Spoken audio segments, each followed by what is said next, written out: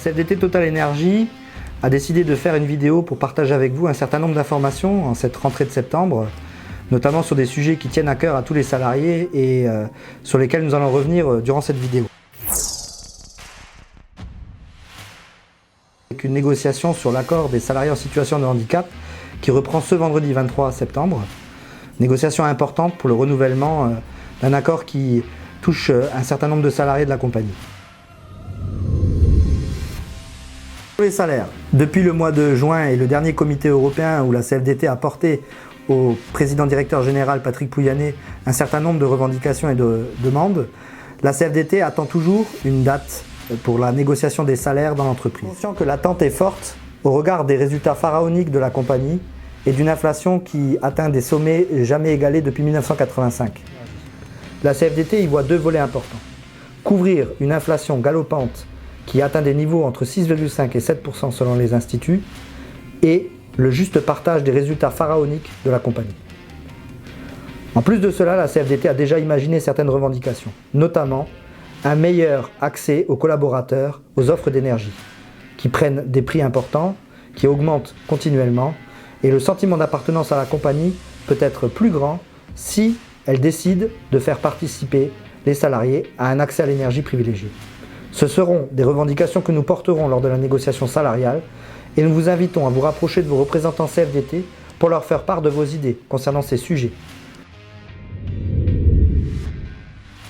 Autre sujet qui fait beaucoup réagir les salariés est la fin du dispositif TAPR, transition entre l'activité professionnelle et la retraite. Cet accord arrive à échéance au 31 décembre 2022 et la direction a d'ores et déjà annoncé qu'elle ne renégocierait pas un nouvel accord à partir du 1er janvier 2023.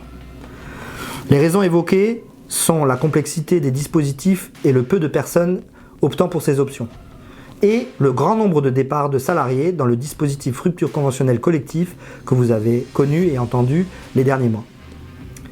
Le sujet d'importance n'est pas que lié aux dispositions de l'accord sur les conditions de départ, mais également sur le montant de la prime. Car dans l'accord TAPR, le montant de la prime de départ pouvait atteindre jusqu'à 13 mois de salaire. Faute d'accord à partir du 1er janvier 2023, la difficulté serait que la convention collective s'appliquerait en lieu et place de cette prime et elle n'est d'un montant que de 3 mois de salaire. La CFDT a d'ores et déjà fait remonter sa revendication de trouver un moyen et une disposition pour faire perdurer ces 13 mois de salaire, ces 13 mois possibles de salaire en prime de départ.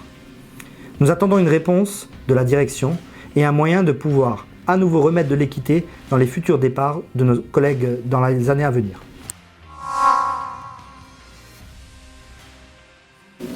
Un sujet d'importance aussi pour la CFDT Total Energy est la question des emplois et des compétences. Nous avons d'ores et déjà fait remonter un certain nombre de points de dysfonctionnement, de besoins de recrutement, d'effectifs et d'organisation du travail qui sont à revoir, à améliorer ou des engagements à tenir.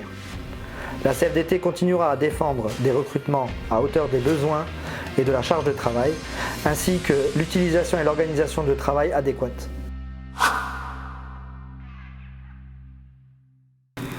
Autre sujet qui fait beaucoup réagir les salariés les dernières semaines est la notion de Green Friday, de semaine de 4 jours, de différentes rumeurs qui circulent. Après échange avec la direction, nous avons d'ores et déjà une information. Une décision a été prise par le COMEX d'interdire les réunions un vendredi sur deux à partir de janvier 2023. Cette première décision a pour objet d'alléger la charge de travail de certains salariés. Elle ne donne pas lieu à de négociations avec les organisations syndicales. En revanche, un autre sujet en cours de réflexion côté direction est de supprimer un vendredi sur deux travaillé. Il ne s'agit pas d'une semaine de 4 jours, mais bien de 9 jours travaillés au lieu de 10. Cette question devra passer par les organisations syndicales au périmètre France.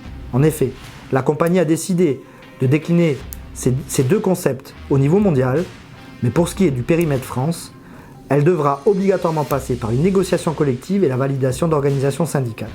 Ce sujet suscitera beaucoup de réflexions et de débats, et nous attendons des salariés qu'elles se rapprochent de leurs représentants CFDT pour échanger avec eux sur ce sujet.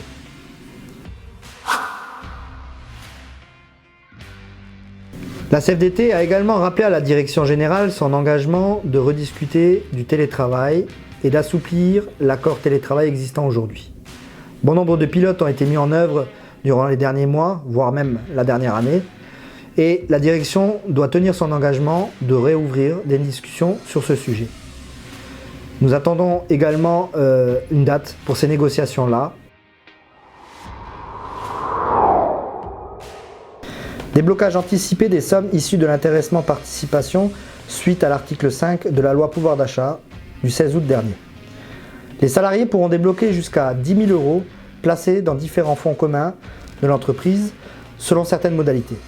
Pour connaître les moyens pour le faire, nous vous invitons à vous rapprocher de vos représentants CFDT de vos établissements respectifs qui seront à même de vous donner les différentes modalités pour le faire.